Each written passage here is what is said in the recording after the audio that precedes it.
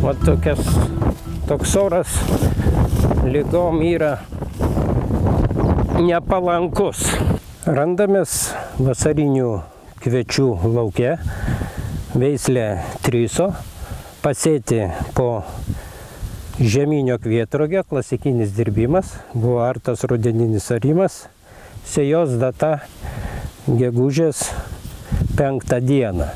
Trešta 200 kg azofoskės 16-kinės, reiškia ruošiant dirvą, ir 26 gegužės 200 kg salietros. Taip pat pasėlis yra nupurkštas herbicidais. Prieš savaitę šiame lauke buvo pradėjusi plisti miltligė.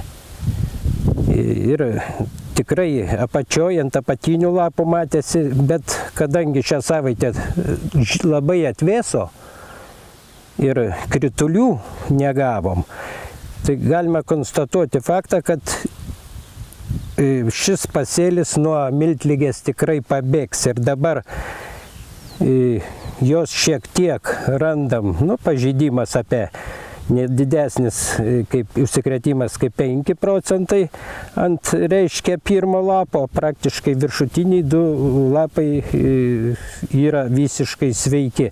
Kenkėjų irgi nesimato, matom tokias oro sąlygas ir nepalankės amarams.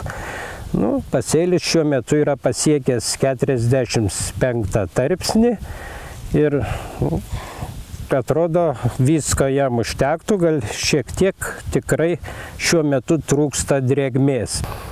Randamės vasarinių rapsų lauke, veislė Lisidė, pasėtas gegužės 6 dieną.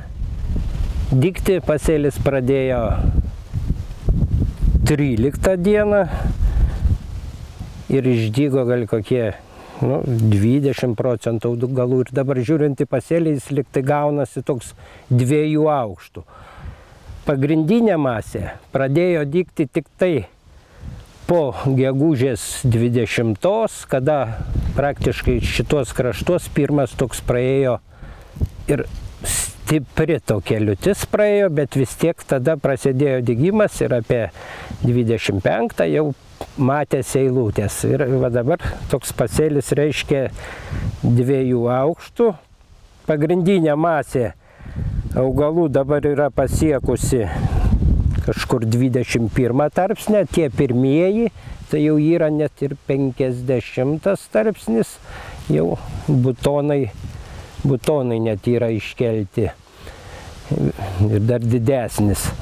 Ką pasakyti apie lauką, dėl ko tas gavosi, galima šiek tiek agrotechniniai dalykai išlenda. Čia buvo prieš tai žieminiai kvietrugiai, dirva buvo arta pavasarį. O pavasarį mūsų kraštuos artos dirvas paprastai labai greit perdžiūva ir tikrai čia gavosi tas dalykas, kad perdžiūvo dirvos ir pavasarinės drėgmės nebeužteko.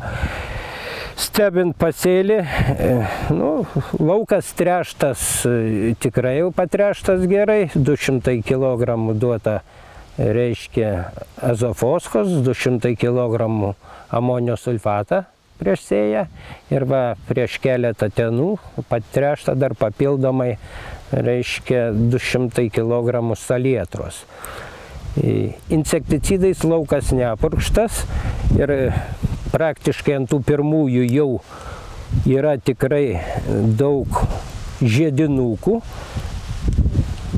o kas liečia tą pagrindinę masę augalų, tai yra pakenkimų, reiškia, pjūklelio, rapsinio pjūklelio, ir vertinant pasėlį, šiandien jo buvo aptikta ant 8 augalų, nors pažeidimas nėra didelis. Tačiau išlenda tokia bėda ant, reiškia, šitos pagrindinės masės, tikrai jie yra, kadangi labai sunkiai augo ir vystėsi, yra pasireiškimas netikrosios miltligės. Ir netikroji miltligė, tokia liga, jeigu silpnesni augaliukai nespės nuo jos pabėgti, tai jie gali visiškai žūti, bet tikėkime, kad va dabar pasėlis patreštas ir turėtų pabėgti augalas nuo jų, bet yra ir kita bėda.